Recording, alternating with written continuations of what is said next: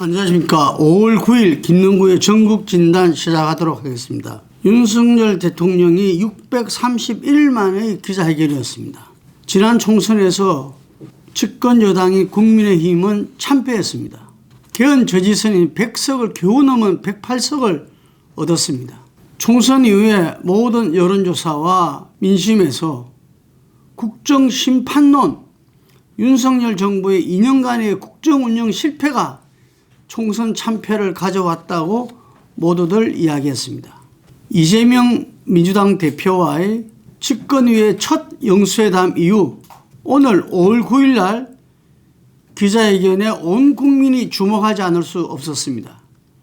과연 윤 대통령이 총선 민심을 받아서 국정운영 기조를 바꾸나, 국민들에게 반성 사과와 함께 국정쇄신의 새 깃발을 드는가 주목하지 않을 수 없었습니다. 여기는 여야가 없고 세대가 없고 지역이 없었다고 봅니다. 윤석열 대통령은 오늘 25분간의 국민 보고를 하고 75분간에 걸쳐서 질의응답으로 진행하였습니다. 오전 10시부터 한 25분간 이청 집무실에서 국민 보고를 하였습니다. 집무실 의자에 앉아 지난 2년간 국정 운영과 성과를 설명한 뒤 앞으로 3년 동안의 계획을 발표했습니다. 그 과정에서 명확한 국정 운영의 실패와 국민들에게 반성 사과와 쇄신의 기운은 찾아보기 어려웠습니다.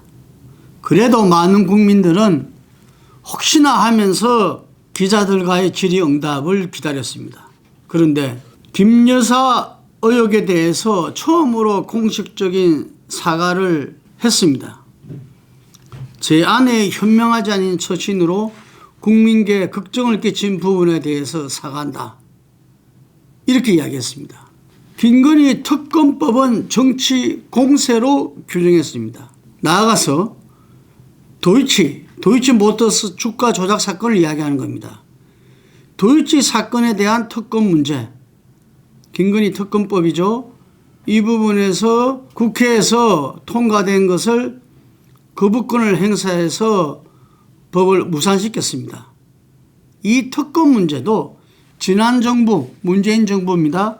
2년 반 정도 사실은 저를 타깃으로 해서 검찰에서 특수부까지 동원해서 정말 치열하게 수사를 했다. 지난 정부에서 저와 제 가족을 봐주기 수사를 했다는 건지, 봐주기 수사를 하면서 부실하게 했다는 건지 묻지 않을 수 없다고 했습니다.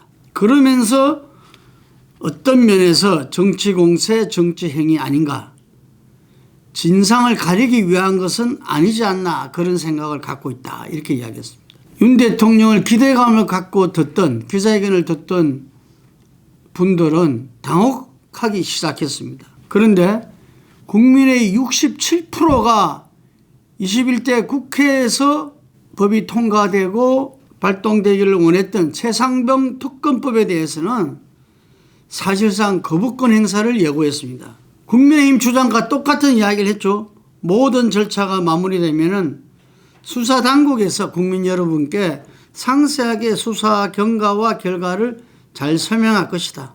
그걸 보고 만약 국민들께서 이건 봐주기 의혹이 있다, 납득 안 된다고 하면 그때는 제가 특검을 하자고 먼저 주장하겠다고 했습니다. 예, 기자회견을 예고하면서 나왔던 조건부 소용론이 바로 이런 내용이었습니다. 조선일보 어제자 칼럼에서 그런 이야기가 나왔습니다. 이 윤석열 대통령의 오늘 기자회견에서 의혹을 해명하겠다, 국민들이 잘 이해 못하는 부분이 있으니까 그걸 자기가 잘 설명하겠다, 이런 식으로 기자회견이 진행되면 완전히 망하는 거다라는 이야기가 있었습니다. 오늘 기자회견은 정확하게 바로 국민 의혹을 해명해 주겠다 라는 식으로 진행됐다고 봅니다. 여러분들이 언론 보도를 통해서 잘 아는 지난 여야 영수회담 때 밀사 논란이 있었습니다. 그 밀사 논란에 보면은 온 국민, 특히 보수 세력이 굉장히 당혹했죠. 이재명 당대표를 만나지 못한 것은, 여야 영수회담을 못한 것은 강경 세력과 참모들이 반대해서 못했다. 앞으로 이재명 당대표가 대선으로 가는 길에 문제가 되는 사람들은 자기가 잘 정리하겠다. 이게 그 과정에서 나온 이야기입니다. 무슨 총리를 추천해달라 뭐 이런, 같이 자주 만나고 골프도 치자. 정말 귀가 번쩍 트이는, 정말 대통령이 이재명 민주당 대표와 협치를 넘어서 이건 함께 뭔가 국정을 꾸려 나가자는 그런 제안이나 마찬가지 아니었습니까? 그런데 실제 영수회담은 거의 성과가 없었습니다. 그래서 이재명 대표는 뭐라도 영수회담의 성과를 내세우고 싶었지만 그걸 못하고 협치의 시작이라고 생각한다. 그거라도 의미를 둔다. 이런 이야기겠죠. 그런데 오늘 기자회견에서 또다시 본인의 2년간의 국정기조는 유지를 천명한 겁니다. 지난 2년 시급한 민생정책에 힘을 쏟으며 우리 사회 개혁에 매진해왔다. 현장의 어려움을 직접 확인하고 이를 해결하게 노력해왔다. 국민 여러분의 삶을 바꾸는 데는 저의 힘과 노력이 많이 부족했다. 세계적인 고물가, 고금리, 고유가 상황에서 민생의 어려움을 다 해결하지 못했고 정책의 속도도 국민 여러분의 기대에 크게 미치지 못했다. 한편으로는 사과하면서도 국정기조는 옳았다고, 그래서 어떤 언론에서는 고집불통 대통령이다, 뭐 이런 이야기도 나왔습니다. 그리고 부자의 감사 등 논란이 많았던 부동산 주식 등 자산소득 감세 기조에 대해서는 기조 정책을 그대로 유지하겠다는 의지를 피력했습니다. 우리는 고소득자 세금 감면과 대기업 비과세 혜택 등 이른바 부자 감세로 작년 세수 결손이 사상 최대치인 56조 4천억을 기록했고 소득 양극화는 더욱더 심화되고 있습니다. 윤 대통령은 야당의 협조를 구하겠다고 했지만 향후 입법 과정에서 금융투자소득세 폐지 등 부자 감세에 반대하는 야당과의 갈등은 불가피한 전망입니다. 야당은 협치를 원합니다. 협치를 넘어서서 국정 운영의 책임도 같이 지겠다는 지금 태세입니다. 지난 21대 국회에서 집권 여당으로 180석을 얻은 민주당이었지만 국민의 마음을 얻지 못하고 내로남불 등의 비판, 부동산 정책 등의 난조 등으로 인해서 정권 교체를 당한 민주당입니다. 그렇기 때문에 지금 현재 범야 192석을 받았지만 민주당은 국민들에게 협치의 모습 속에서 국정 운영을 정말 국민만 보고 민생을 위해서 나가는 모습을 누구보다도 아마 하고 싶을 겁니다. 그런데 지금 대통령의 기자에게는 그게 찬물을 끼얹었습니다. 민주당 박찬대 원내대표, 신임 원내대표죠. 총선 결과에 대한 성찰을 전혀 찾아볼 수 없었다. 국민 기대에 전혀 부응하지 못한 몹시 실망스러운 기자회견이다. 여전히 난 잘했는데 소통이 부족했다라고 고집하고 있다. 국민의힘 유승민 전 의원은 하나만한 기자회견이다. 깝깝하고 답답하다. 전국은 검냉이 전망되지 않을 수 없습니다. 민주당은 거부권을 대통령이 최상병 특검에 대해서 하면은 아마 5월 말 28일로 예측되는데요. 재의결 절차에 들어갈 겁니다. 그리고 지금은 18명의 어떤 국민의힘에서 이탈이 필요합니다. 통과 못할 때는 22대 국회에서 쌍특검법을 통과시키겠다. 금투세 폐지 반대, 민생회복지원금 특별법 관철 등을 추진할 예정입니다. 거기에다가 검찰이 수사권과 기소권을 분리를 중심으로 한 검수완박 시즌2까지 예상됩니다. 급기야 민주당 박찬대 원내대표는 탄핵까지 암시하고 있습니다. 국민의 분노가 임계치까지 끌어오를 것이다. 대한민국의 주권자는 국민이고 일정 기간 맡긴 권한에 대해 인내하겠지만 계속해서 퇴행이 이루어진다면 임계치 순간이 되면 분명 국민이 명령할 것이라고 강조하고 있습니다. 조국 혁신당 대표가 지난 총선에서 3개월이 멀다고 그랬습니다. 3년이 멀다고 그랬어요. 그런데 지금 요새 호남에서는 3개월도 멀다, 너무 길다고 이야기한답니다. 윤의 이러한 민심 이탈 가속화로서 급기야 식물 대통령으로 전락하고 국정 파탄이 될까 봐 매우 어렵습니다.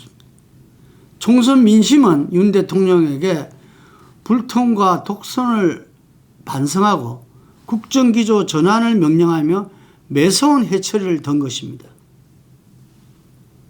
그런데 총선 참패 이전이나 이후나 변하지 않는 윤 대통령 모습에 멀지 않아 분노한 민심 폭발이 일어날 수밖에 없습니다.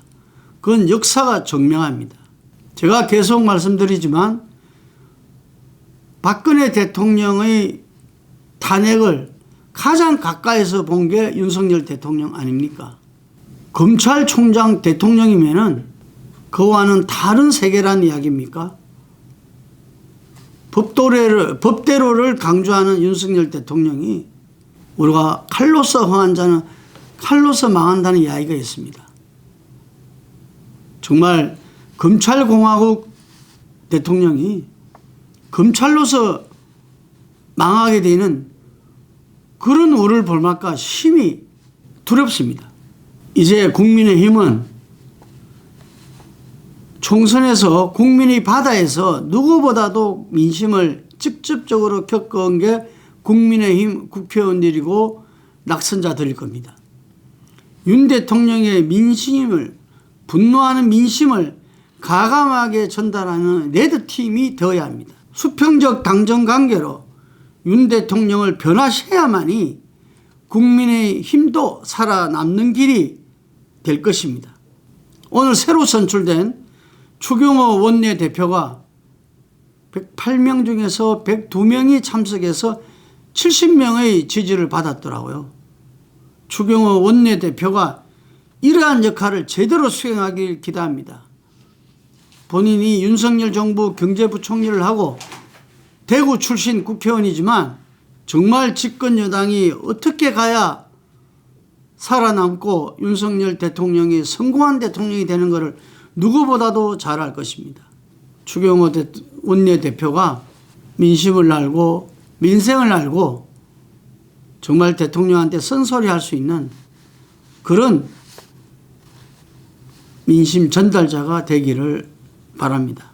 제가 볼 때 만약에 국민의힘이 제대로 된 레드팀 역할을 못하고 민심 위반을 계속 자초한다면 어느 순간에는 이전에 새누리당이 정말 추락할 수 없는, 추락할 데 없는 데까지 떨어져서 기사회생이 불가능한 시점까지 갔듯이 국민의힘도 어떤 처지에 놓일 줄 모릅니다.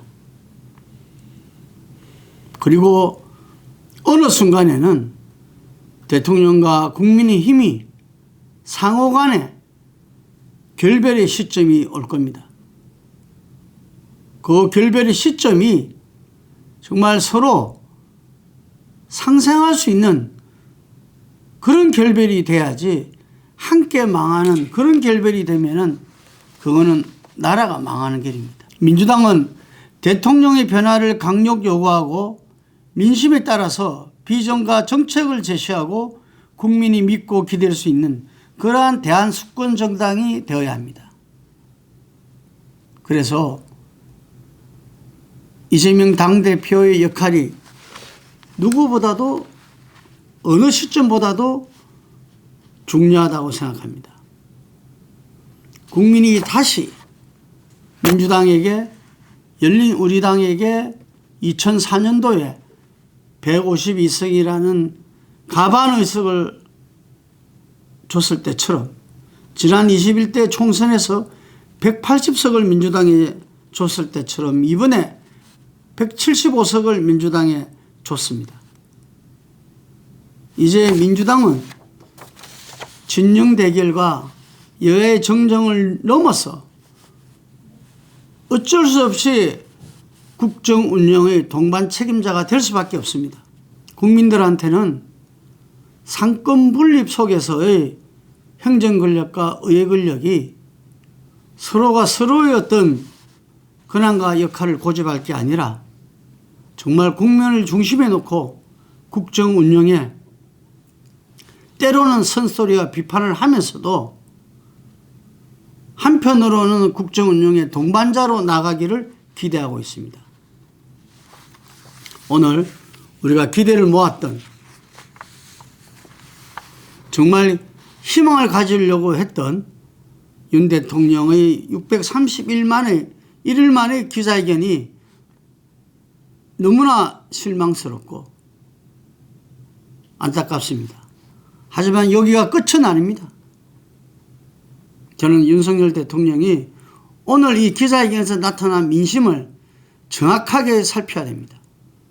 국민과의 소통을 위해서 민정수석을 부활했듯이 국민들의 민심을 정확하게 찾아서 참모들도 우리 정진석 비서실장도 레드팀의 팀장으로서 역할을 충실히 해서 정말 국정운영의 전환을 포함해서 국민들에게 희망을 주고 성공한 대통령이 되기 위해 늦었을 때가 빠를 때란 말이 있지 않습니까? 분투를 마지 않습니다. 여기까지 하겠습니다.